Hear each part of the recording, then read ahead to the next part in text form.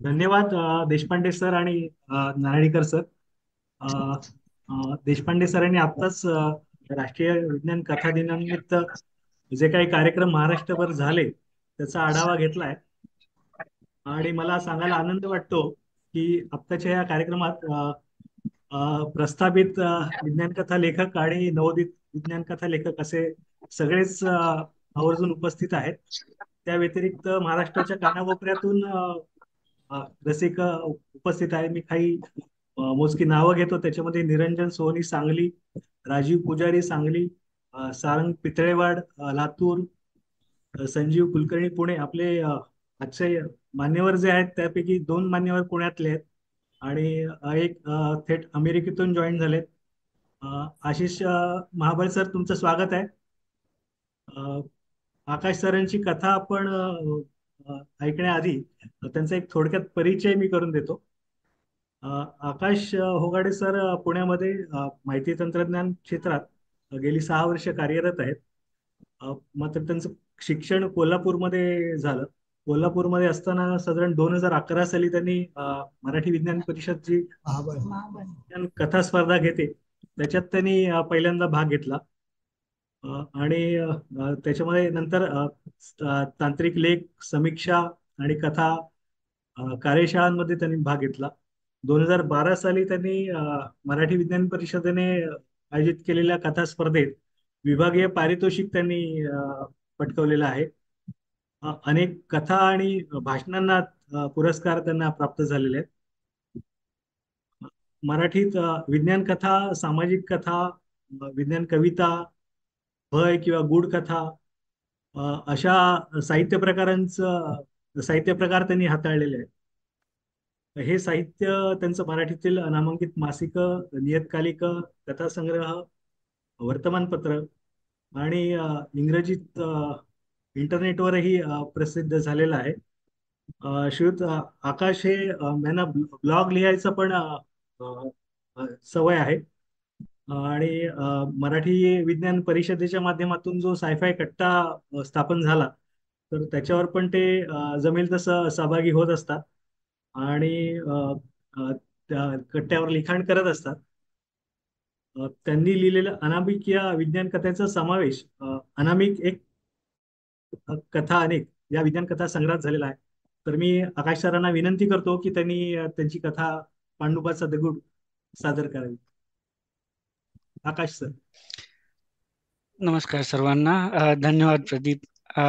आणि आपा सर, तुम्ही कार्यक्रमाची रूपरेषा आणि अ, परिचय करून दिल्याबद्दल. आजच्या या कार्यक्रमासाठी, राष्ट्रीय विज्ञान कथा दिनासाठी माझ्या मनपूर्वक शुभेच्छा. आणि आता मी माझी कथा पांडवाचा दगडचे अभिवाचन सुरू करतो. धन्यवाद.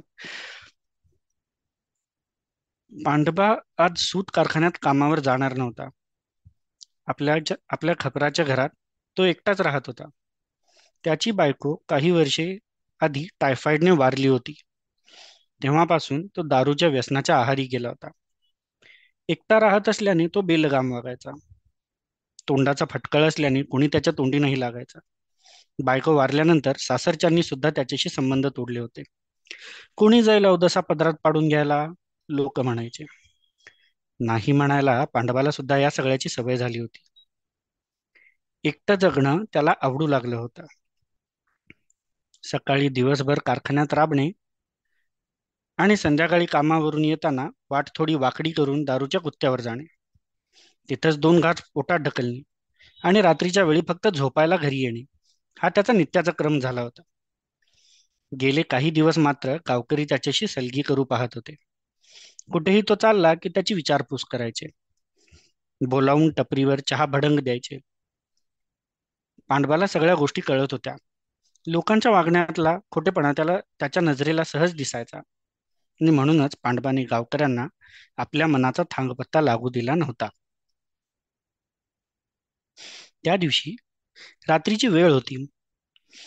हिवाळ्याचे दिवस असल्याने आकाश निरभ्र होता. तारे चमकत होते. रात किड्यांचा किर्र आवाज येत होता. कुठून तरी घुबडाचा घुतकार मध्येच मिसळत होता. कारखान्यातून यायला पांडवाला आज उशीरच झाला होता. देशीची झिंग चढली होती. त्या नशेत एका काल्पनिक माणसाला शिव्यांची लाखोली वाहत मदमस्त पांडबा चालला होता.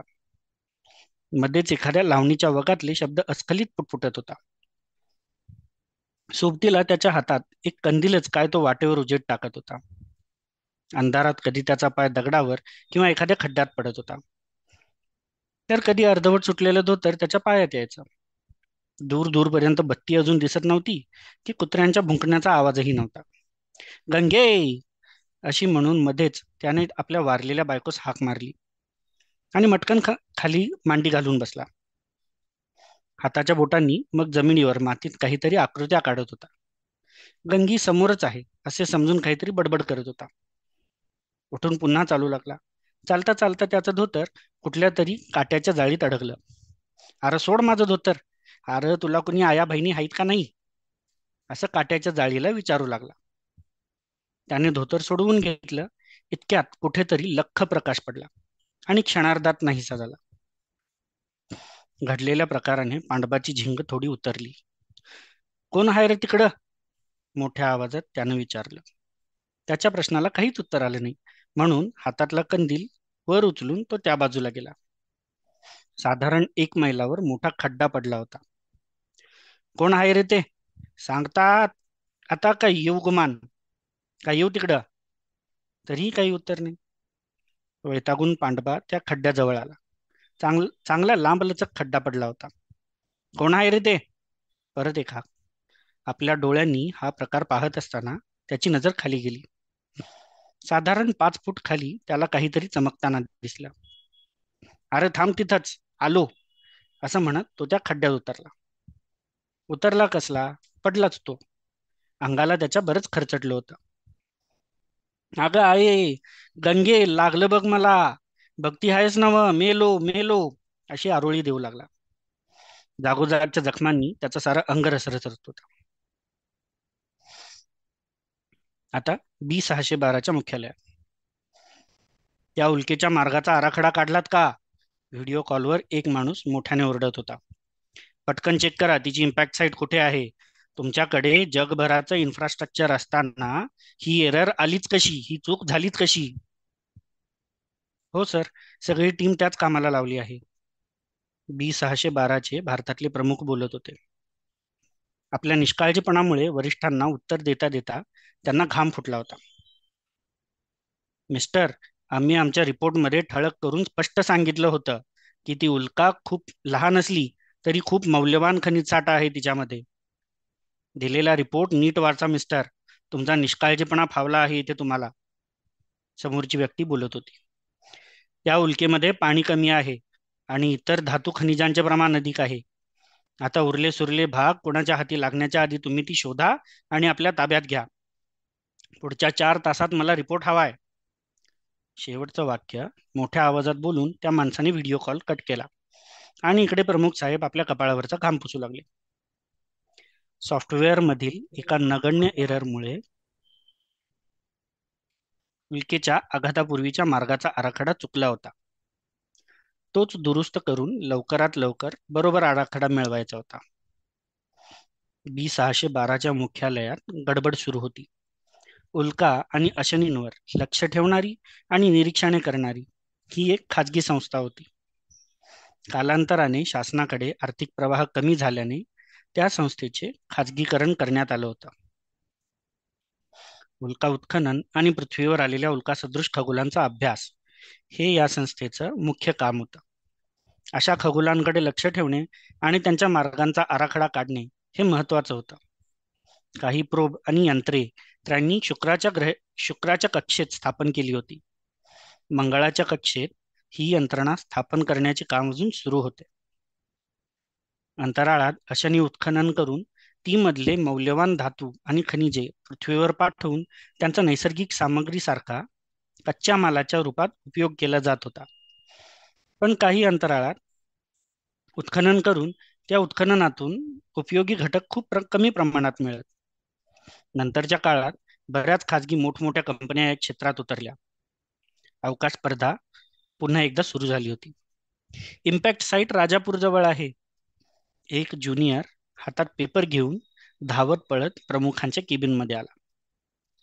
फॉर गॉड सेक, एकदाच ते राजापूर नकाशावर शोधा, असं म्हणत वैतागून प्रमुख उठले आणि मुख्य इमारतीकडे चालते झाले. प्रसंगात बदल. पांडवा जुनाट पद्धतीच्या दगडमातीच्या घरात राहत होता. जुनाट बांधकाम असल्याने घरची बरीच पडझड झालेली होती. जागोजागी भिंतींना पडलेले ढपले मातीने मुजवलेले होते. काळ्या पडलेल्या आणि धुरकटलेल्या कौलारू छपरातून काही रोपटी फुटलेली होती. अंगण कितीतरी वर्षे शेणाने सारवलेलं नव्हतं. तेव्हापासून त्या घराने दिवाळी की सण सणावळ कधीच पाहिली नव्हती. पाहिला होताच तर तो दारूच्या धुंदीत असलेला, तारुण्यावस्थेतही सुरकुतलेल्या जीर्ण चेहऱ्याचा पांडबा. मिचमिचे डोळे अजूनच आत गेलेले, अंगावर एकच मळकटलेला सदरा आणि धोतर. त्याच्या हातात कधी कधी काठी असे. चष्म्याची एक काच फुटलेली, बारीक अंगकाठी आणि अशक्त शरीर दुर्लक्षिलेल्या पांडवाला अजूनही जिवंत ठेवून होतं. त्याची बायको गंगी गेल्यापासून पांडवा नीरस झाला होता. गावचा विकास झाला. मातीच्या घरांच्या ऐवजी आता सिमेंट कॉन्क्रीटची घरं उभी राहिली. गाव झकपक झालं होतं. पण पांडवाचं पडकं घर मात्र त्याच्याकडे अजूनही आ वासून बघत होतं.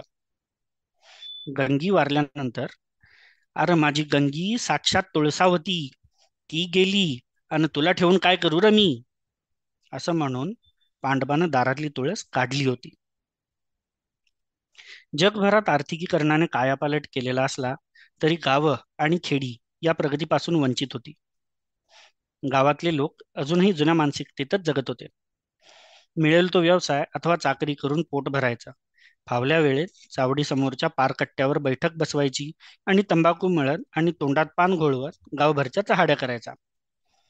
गावचा मुख्य व्यवसाय दूध दुभत्या आणि कुक्कुटपालनाचा. गावात जमीनदार मंडळी थोडी सधन होती. पांडवाची मात्र 2 वेळच्या जेवणाची सोय नव्हती. त्याचं आयुष्य अंगमेहनतीचं काम करण्यातच गेलं होतं. अजूनही हातावर पोट असलेल्या पांडवाला गावात कुणीच काम देत नव्हतं. गावाबाहेर एका कारखान्यात पायपीट करून मजुरी केल्याशिवाय पांडवाला गत्यंतर नव्हतं. सकाळी 11च्या सुमारास चावडी शेजारच्या पारकट्ट्यावर गावातल्या रिकामटेकड्या तरुणांची टोळी जमली होती. सकाळी कोवळ्या उन्हाचे कवडचे जागोजागी पडले होते. वडाच्या झाडाच्या सावलीत मस्त बैठक बसली होती. कोणी तंबाखू मळत होतं तर कोणी शेजारच्या पानपट्टीमधून पान मागवलं होतं. बैठक रोजच्यापेक्षा मोठी असल्याने पान टपरीवाल्याला हुरूप आला होता.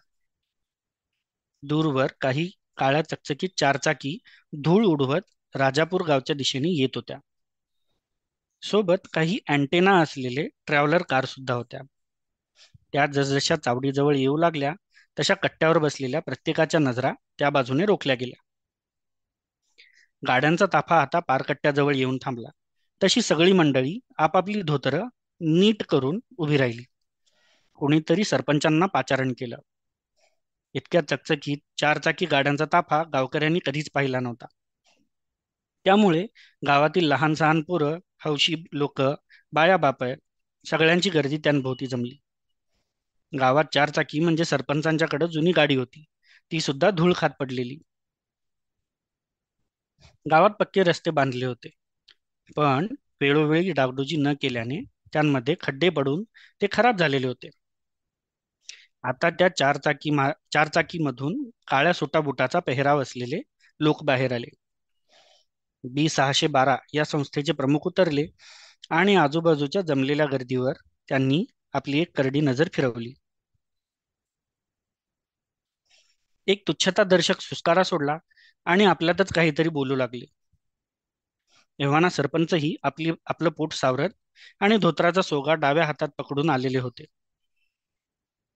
गावकरी अवाक होऊन पाहत होते. सोबत आलेल्या डिश अँटेना असलेल्या चारचाकीमधून काही लोक उतरले. त्यांच्या हातात गावकऱ्यांच्या भाषेत म्हणजे कसल्या तरी मिशिनी होत्या. त्यांमधून एकसारखा बीप बीप बीप असा आवाज येत होता. सर, या जागी सिग्नल अधिक तीव्र मिळत आहे, एका दिशेला मीटर करून त्यांच्यातला एकटा म्हणाला. जमलेल्या बघांच्यात पुन्हा काहीतरी कुजबूज सुरू झाली. लय रगेल आहे मात्र, कोणीतरी कुजबुजलं.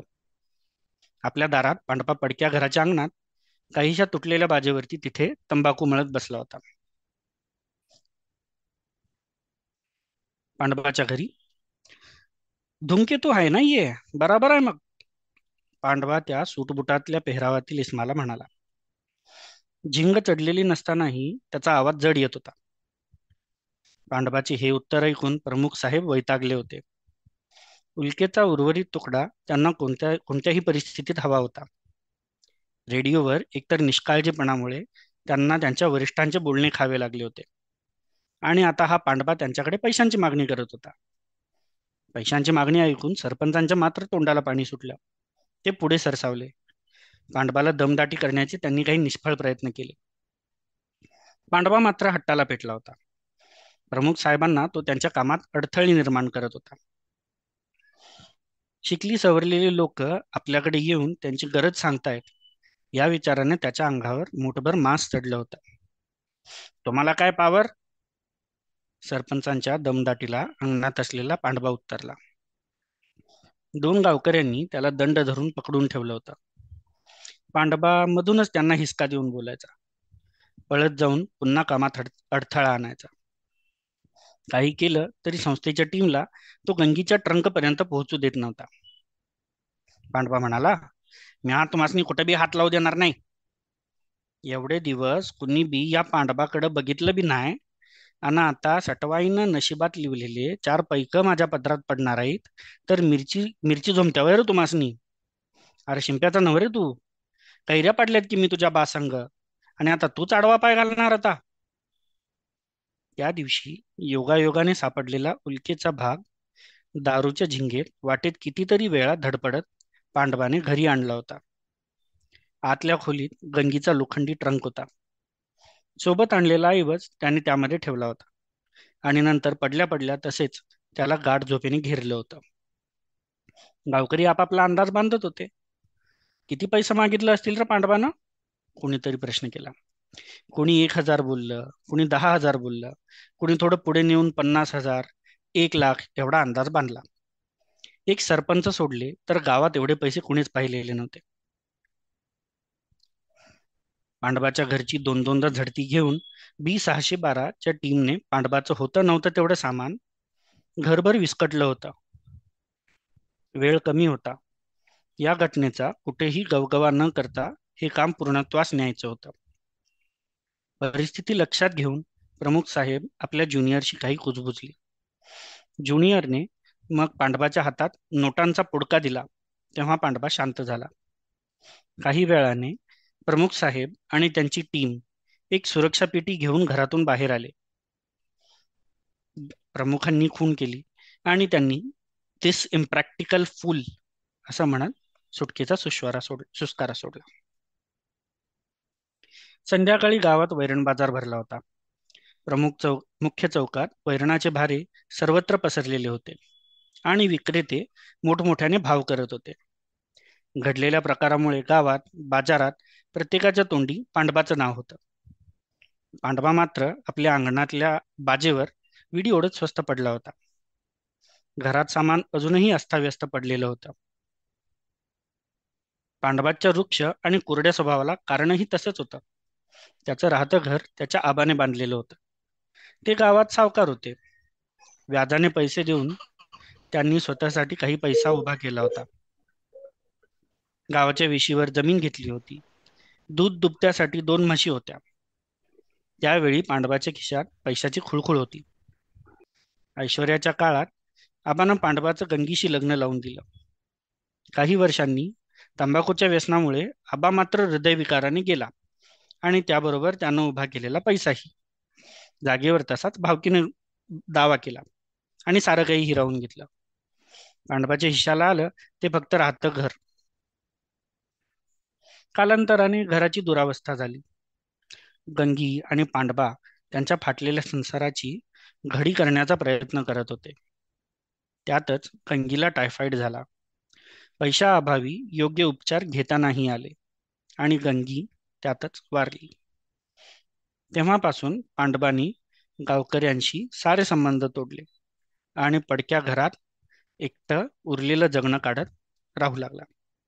हळूहळू त्याला एकटेपणाची सवय होऊ लागली. एकटेपण आवडू लागलं. पांडवाच्या घरात अजूनही वीज आलेली नव्हती. रात्रीच्या काळोखात एका खोलीत कंदील पेटवून पांडवा त्या कंदिलाभोवती नाचणाऱ्या किड्यांकडे बघत असायचा. मग हलकेच त्याला झोप लागायची. दिवसा जेवढं दिसतं तेवढं त्याचं दारिद्र्य पचवायची ताकद त्याच्यात आली होती. पण गंगी वारल्यानंतर रात्रीच्या अंधारात त्या दारिद्र्याच्या बिभत्स रूपास तो एकटा सामोरा जाऊ शकत नव्हता. पांडवाच्या पाठीवर आबाने मारलेली थाप पांडवाला आज आठवत होती. सणासणावळीला मालकाकडून उसने पैसे घेऊन पांडवा घरात गोडधोड आणायचा. गंगीला लुगडं पातळ घ्यायचा. कधीतरीच त्याला असा गोड अन्नाचा लाभ व्हायचा. खूप वर्षांनी त्याने एवढे पैसे पाहिले होते. पण आज हे बघायला ना त्याची गंगी परत येणार होती ना त्याचा आबा. पांडवा, हाईस का र? कुठून तरी त्याच्या कानावर हाक पडली. पांडवाच्या नजरा त्या दिशेला वळल्या. पिठाच्या गिरणीच्या बाजूला राहत असलेला दगडू शिंपी पांडवाकडे येत होता. त्या दिवशी चहा टपरीवर. आता खरं सांग की पांडवा, किती पैक दिलं त्या काळ्या कोटातल्या माणसांनी? चहा टपरीवर बैठकीत रामागौंड्यानं विचारलं. अरे गप की, तुला कशाला पाहिजे र? गप गिमानं चहा ढकल की तुझ्या नरड्यातनं खाली. पांडवा मिश्किलीनं उत्तरला. पांडवा आता गावकऱ्यात मिसळत असला तरी त्याच्या बोलण्यातला तुसडेपणा कमी झालेला नव्हता. गावकऱ्यांशी बोलताना तो एकेरी बोलायचा. काही गोष्टी तो राखून ठेवत होता. गावकरी त्याच्याशी सलगी करू लागले होते. सरपंच साहेब सुद्धा याला अपवाद नव्हते. एकेकाळी कंगाल असलेल्या पांडवाला पैसे मिळाल्यानंतर साऱ्यांनी मधाची बोटं लावायला सुरुवात केली होती. लोक येता जाता रस्त्यावर पांडवा भेटला की त्याची चौकशी करायचे, विचारपूस करायचे. पांडवाला त्यांच्या वागण्यातला स्वार्थ कळत होता. बरं ते जाऊ दे. समोरच भडंगाची फक्की तोंडात मारत महादू तेली बोलला. बरं पांडवा, एवढ्या पैशाचं तू काय करणार आहेस? पांडवानं एक करडी नजर महादूकडे टाकली. अरे तुझ्या मैताची लाकडं आणन, तुला काय करायचं आहे? बरं पांडवा, आता सांग की तुझ्याकडं असं होतं तरी काय? काय म्हणाल ती ती काळ्या कोटातली माणसं? अरे काय नाही, होता एक दगड कसला तर. बघितलास तर एवढासा. बरं काय वजन होतं त्याचं. उचलायला कोणतर पैलवानच पाहिजे. मग तू कसा उचललास? अरे देशी पी आणि मग बघ की तू पण पैलवान होतेस का नाही. पांडवाच्या या उत्तरावर सगळेजण हसले. एवढ्यात सरपंच तिथे आले आणि सगळेजण स्वतःला सावरत उभे राहिले. सरपंचांनी भगव्या रंगाचा फेटा घातला होता. पांढऱ्या सदऱ्यात पुरण भरावं तसे ते दिसत होते. त्यांनी पांडवाची थोडी विचारपूस केली आणि थेट मुद्द्याला हात घातला. पांडवा शेठ, सरपंच बोलले. पांडवाचा आता पांडवा शेठ झाला होता. सांगा की आता काय दडवलं होतं तुम्ही तुमच्या घरात? काय नाही सरपंच, एक दगड होता. रातीच्या टायमाला म्या कामावरून घरला यालतो तेव्हा मला रस्त्यात सापडला. मला वाटलं आपल्या भैरोबाच्या मंदिरात कसा असतो दगड तसा असेल, म्हणून मी घेऊन आलो. तुमच्या समक्ष दिल्या की मी त्या काळ्या कोटातल्या माणसासनी. बरं बरं, सरपंच म्हणाले. आणि ते पाकिट दिलं त्यांनी तुला, ते ते काय होतं? पैका? तू पैकाच मागितला ना रे त्यांच्याकडं? पांडवाने नकारार्थी मान डोलवली. तो काही बोलण्याच्या आतच सरपंच साहेब बोलले. बरं ते जाऊ दे समजा. उद्या रातच्याला या वाड्यावर जेवायला. आणि तुम्ही बी यार. जी मालक, सगळेजण एकदम उत्तरले. हे बोलून सरपंच साहेब बाहेर पडले. या पांडवाकडं आणि त्याच्या घराकडे लक्ष ठेवा र, असं त्यांनी आपल्या सोबतच्या माणसाला हळू आवाजात सांगितलं. B-612चा ब्रेकआउट. रात्रीचे 8:30 वाजले. मुख्यालयात कॉफी मशीनने कपमध्ये फस असा आवाज करत वाफेचा फवारा मारला आणि प्रमुख साहेबांच्या कपातील कॉफी फेसाळून निघाली. एका पाठोपाठ एक नवीन प्रोजेक्ट नुसता. हैराण झालोय मी सगळं मॅनेज करता करता. I tell you I am really tired of this, प्रमुख साहेब म्हणाले. जवळपास कुठली सुट्टी पण नाहीये, बट इट्स ओके, त्यांचा ज्युनियर म्हणाला. जेव्हा B 612 सरकार हँडल करत होतं तेव्हा खूप चांगले दिवस होते ते. Back in the time, golden days. इतका वर्कलोड नव्हता तेव्हा. आता काही नाही. All that matters is money now. पैसा फक्त. प्रमुख साहेबांनी कॉफीचा घुटका घेतला. खरंय, पण काय करणार आता? Space race is on. Yes it is, प्रमुख साहेब म्हणाले. थोडे वर्ष अजून जाऊ दे. अंतराळ भविष्यात आर्थिक प्रवाहाचा स्रोत असेल. त्याची सुरुवात झालेलीच आहे. पृथ्वीवरची नैसर्गिक सामग्री आता लोकसंख्येला आणि मुख्य म्हणजे इथल्या कॉर्पोरेट जगाला पुरत नाही. अनेक वाद झाले यावरून. प्रमुख साहेबांनी हे म्हणत कॉफीचा आणखी एक घुटका घेतला. कुणीतरी म्हटलं आहे, पृथ्वी लोकांची गरज भागवू शकते, हव्यास नाही. आणि जर तुला माहिती असेल, रायझिंग इकॉनॉमी पॅराडॉक्स. अरे, अनंत काळापर्यंत शाश्वत प्रगती करणे अशक्य आहे. हो हो, ते तर आहेच सर, ज्युनियर म्हणाला. पण राजापूर काहीतरी वेगळंच होतं ना. माझ्या आतापर्यंतच्या करिअर मधली अशी पहिली केस होती ही. मूर्ख माणूस कुठला. पांडवाच ना सर नाव त्याचं. अरे, तू अजून पाहशील, हे प्रकरण काही शेवटचं नसेल, प्रमुख साहेब म्हणाले. फील्डवर जाऊन कधी कधी लोकांना सांभाळावं लागतं आपल्याला. हो ना सर, ज्युनियर म्हणाला. मीन इन ब्लॅक सारखे न्यूरलायझर हवे होते. एका फ्लॅशमध्ये यांची अ, एका फ्लॅशमध्ये यांची मेमरी वाईप आउट करण्यासाठी, घालवण्यासाठी.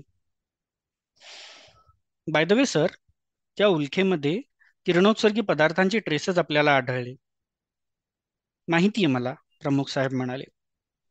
हे सुद्धा पहिल्यांदा नसेलच. मग अशा वेळेस काय होतं सर? ज्युनियरनी त्यांना प्रश्न विचारला.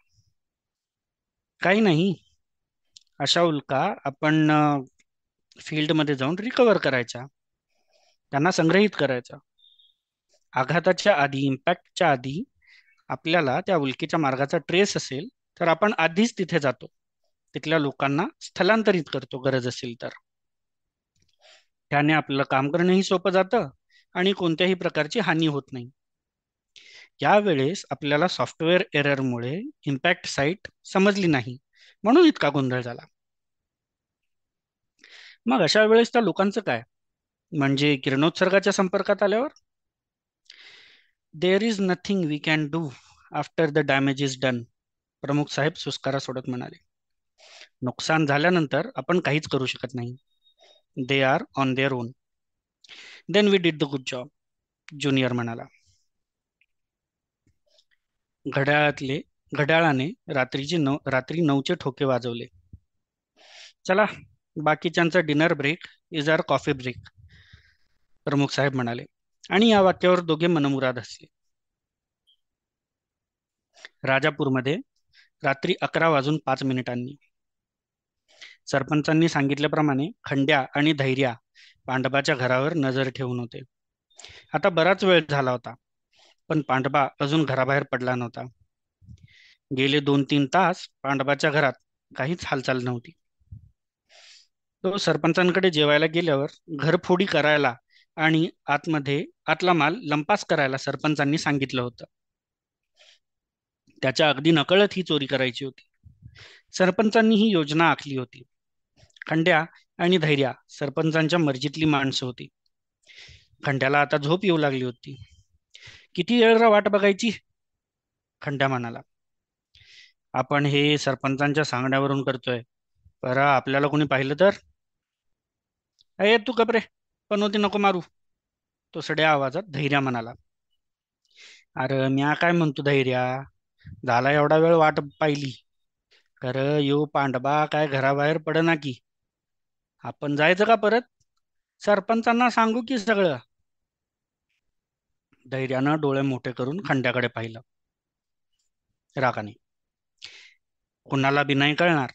आपण आता गपगिमान बस बघू. फार तर फार काय होईल? घरी गेल्यावर पांडवाला त्याचं सारं सामान अस्ताव्यस्त पसरलेलं दिसेल. आणि दारुड्या पांडवावर मात्र कोण बरं विश्वास ठेवेल? बोंबलू दे त्याला किती बोंबलायचं ते, धैर्य म्हणाला. न राहावून खंड्या अबदार पावलांनी खिडकी जवळ आला, अगदी अलगद. एक डोळा मिटून त्याने दाराच्या फटीतून आत पाहिलं आणि धैर्याला इशारा केला. धैर्य धावत पळत तिकडे गेला. तसं दोघांनाही धडकी भरली. दोघांनी घराचा लाकडी दरवाजा उघडला. बघू तरी काय दिसतंय आत, धैर्य म्हणाला. आतमध्ये मात्र पांडवा तांब्याभर रक्ताच्या ओकारीच्या चिखलात निपचित पडला होता आणि उल्केचा उर्वरित तुकडा त्याच्या शेजारी तसाच पडला होता. कथेचं नाव पांडवाचा दगड. लेखक आकाश उघाडे. धन्यवाद. धन्यवाद आकाश सर. एक ग्रामीण भागाची विज्ञान कथा आपण सादर केल्याबद्दल.